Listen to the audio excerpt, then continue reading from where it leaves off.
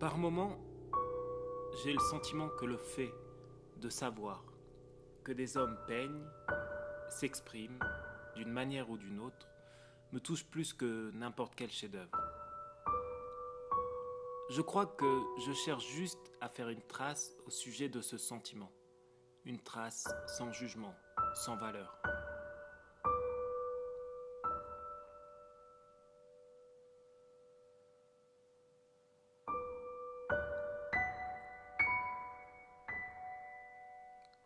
La rose a fait l'éponge des sentiments de l'homme. Elle est le bien et le mal, le bon et le mauvais goût, le naturel et l'artificiel. Elle a servi de symbole à tout, au fascisme et à la résistance, aux païens et aux croyants. On la pose sur une tombe ou on l'offre pour séduire. La rose est devenue tout et rien. Elle est tellement symbolique qu'elle finit par n'avoir plus aucun sens. J'essaie peut-être alors de faire une trace dans ce sens, une trace sans langage. La rose rouge écrasée donne du violet.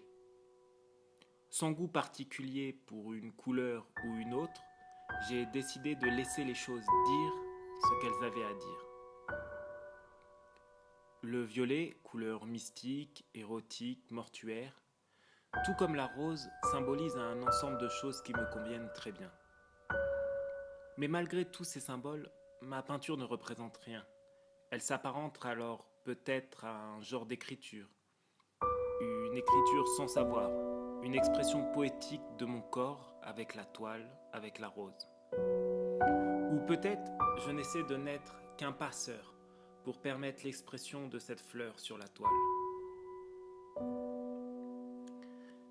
J'essaie de prendre le moins de décisions possible. L'épaisseur du trait, le type de trace, la couleur, la pérennité. Tout cela finalement ne dépend que de l'outil que j'utilise, et dans ce cas, la rose.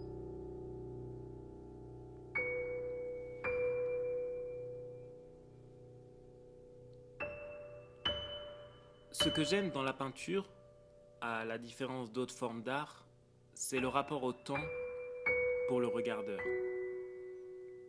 Le temps a très peu d'influence. En une fraction de seconde, on peut être complètement renversé par une peinture, tout comme la contempler pendant une heure. En revanche, comme toutes les œuvres, aussi tragiques que cela soit, les peintures sont appelées à disparaître.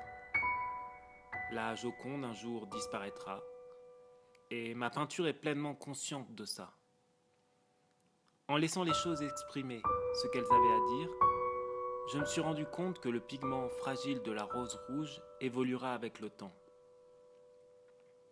En acceptant cela et en le faisant analyser par des scientifiques, j'ai pu me rendre compte que la composition ne bougerait pas, mais la couleur violette évoluera et que d'ici un siècle, elle tendra au noir. Cela peut paraître complètement mélancolique, mais il y a l'idée d'éternité dans le changement. Et finalement, en acceptant le changement de cette trace, c'est aussi la sacraliser et en faire une œuvre d'art qui peut traverser le temps. Je crois qu'on ne peut pas lutter contre l'espace et le temps.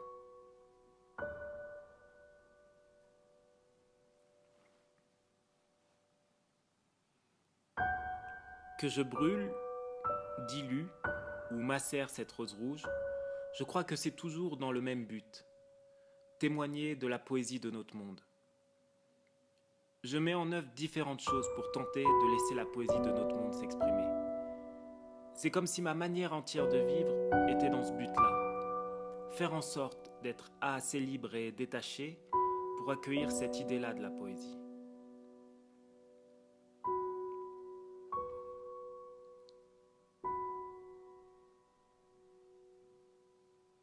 Finalement, il y a dans le fait d'écraser des roses au bord d'une rivière, à Paris, sur la côte d'Azur ou au fin fond de la Chine, une manière de vivre qui me paraît juste.